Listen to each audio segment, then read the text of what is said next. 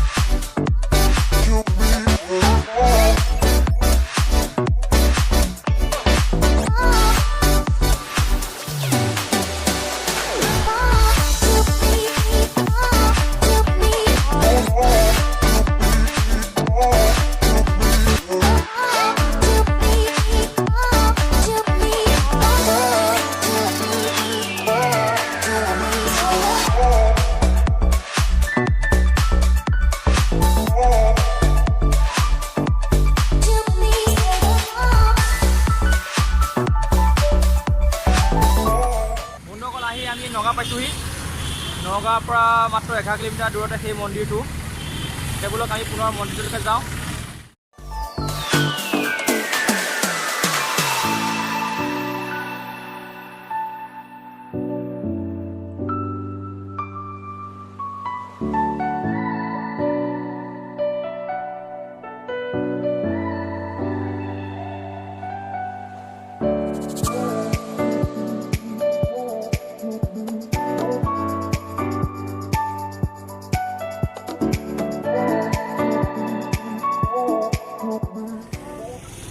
বন্ধুসকলে আমি আহি পাইছোঁহি।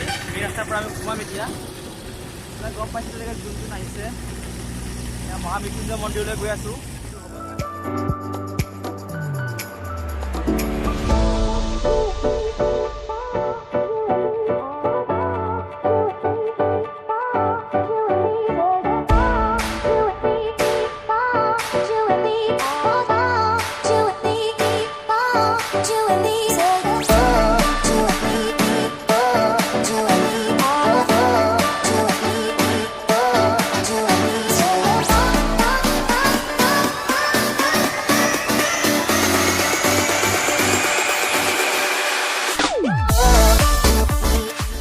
আমি আহি পালোহি।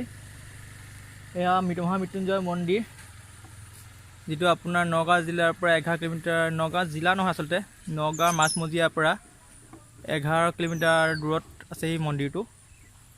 আপোনাৰ এইটো হ'ব গৈ আছে এছিয়াৰ ভিতৰত চবতছে ডাঙৰ মন্দিৰ, যি শিৱলিংগযুক্ত। এইটো আমাৰ নগাঁওবাসীৰ কাৰণে খুব এটা সৌভাগ্য কথা যে এছিয়াৰ ভিতৰত আটাইতকৈ ডাঙৰ শিৱলিংগযুক্ত মন্দিৰটো আমাৰ নগাঁও জিলাত হ'ব গৈ আছে। সেইবোৰক আমি এতিয়া মন্দিৰৰ ভিতৰলৈ যাওঁ। ইয়াৰ লগত আমাৰ দেখিছে হিমু আছে, পুৰা মাছ চাছ লগাই আছে। অলপ বেমাৰ হৈ আছে। বেমাৰ নহয়, সিদিনাখন ভাওনাত ভাগ হৈছিল যে মুচ কচা কাটা গৈছে তাৰ সেইটো লাজ।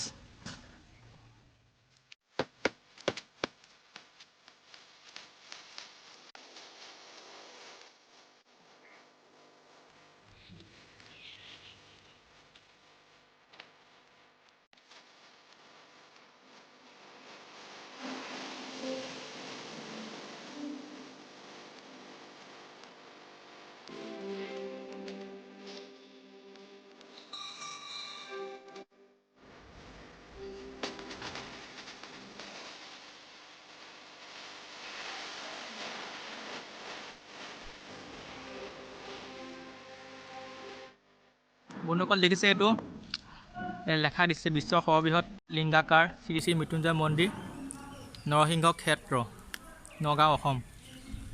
দেখিছে কিমান এটা ডাঙৰ মন্দিৰ হ'ব গৈ আছে। দেখিলে আচৰিত লাগে, ইমান এটা ডাঙৰ মন্দিৰ। দেখিছে সম্পূৰ্ণ শিৱলিংগ আকাৰত বনোৱা হৈছে।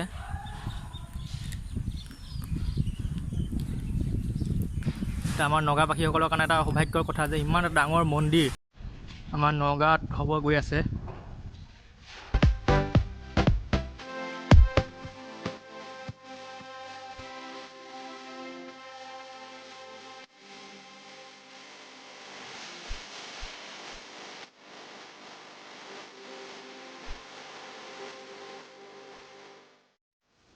দেখিছে এইখিনিতে আপোনাৰ যজ্ঞ কৰা হয় ইয়াতে আপোনাৰ যেতিয়া ইয়াত মহামৃত্যুঞ্জয় যজ্ঞ হয় তেতিয়া ইয়াতে বহু দূৰৰ দূৰৰ পৰা আহে মনীষীসকল ইয়াতে আহি দিনে ইয়াতে যজ্ঞ কৰে।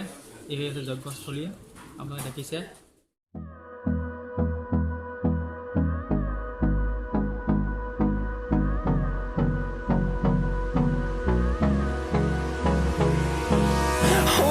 Close till I get up.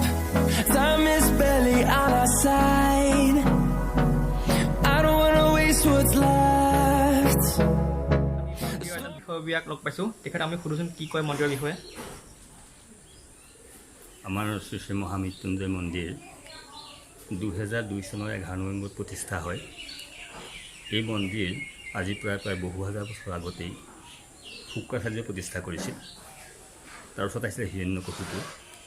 Hiranyakashipu যোৱাৰ পিছৰ পৰা প্ৰায় বহু বছৰ ইয়াত মৃত্যুঞ্জয় পূজাও হোৱা নাছিল আৰু পূজাৰীও নাছিল। তেনেকুৱা আচাৰ্য ভিৰগুৰি মহাৰাজৰ অধ্যক্ষতাত 2002 চনৰ 11 নৱেম্বৰত মহামৃত্যুঞ্জয় মন্দিৰ প্ৰতিষ্ঠা হয়। We chase the leading us, and love is all we'll ever trust. Yeah, no, I don't wanna waste what's left. And on we'll go, through the wastelands, through the highways, till my shadow turns to sun rays. And on we'll go, through the wastelands, through the highways, and on we'll go. ইয়াতে লেখা আছে বহু হাজাৰ বছৰ পূৰ্বে গুৰু শুক্ৰাচাৰ্যই এই স্থানতে লিংগ প্ৰতিষ্ঠা কৰি মৃত্যুঞ্জয় মহাবিদ্যা প্ৰয়োগেৰে মৃত্যুঞ্জয় আৰু মৃত্যু সঞ্জীৱনী শক্তিৰ সৃষ্টি কৰিছিল।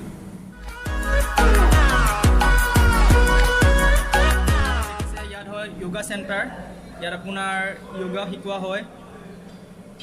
আৰু এখন লগতে আমি জানিবলৈ পোৱা মতে ইয়াত এখন বেদ বিদ্যালয়ো খুলিছে বোলে। ইয়াত বিভিন্ন দূৰ দূৰৰ পৰা আহে সৰু সৰু ল'ৰা-ছোৱালীবিলাক আহিছে।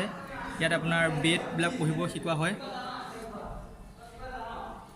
ইয়াত সকলো আহিব পাৰে বেদ পঢ়িবলৈ। কাৰোবাৰ যদি ইচ্ছা থাকে বেদ পঢ়িবলৈ বেদ পঢ়িব পাৰে। ইয়াত বেদ থৈয়ে দিছে, ইয়াতে তলত এখন আছে বেদ। ইয়াত আহি সকলোৱে আহি বেদ পঢ়িব পাৰে।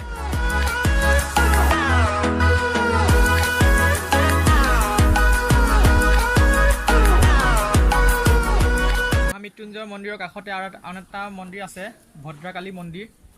বৰ্তমান মন্দিৰটোৰ দৰ্জা বন্ধ আছে, সেইকাৰণে আমি সোমাব নোৱাৰিলোঁ। কেতিয়াবা যদি আহি পিছৰ পৰা দেখাম। ভদ্ৰকালী মন্দিৰ ধুনীয়া ফুল চুলো আছে, দেখিছে। সঁচাই এইখিনি পৰিৱেশটো বিৰাট সুন্দৰ।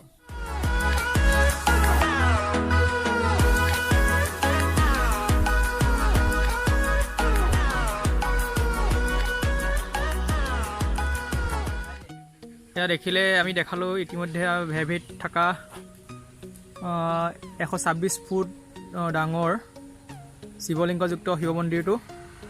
এইটো চেনেলত আজি আমাৰ প্ৰথম ব্লগ। এইদৰে আমি বিভিন্ন জেগালৈ গৈ বিভিন্ন ব্লগ দি থাকিম।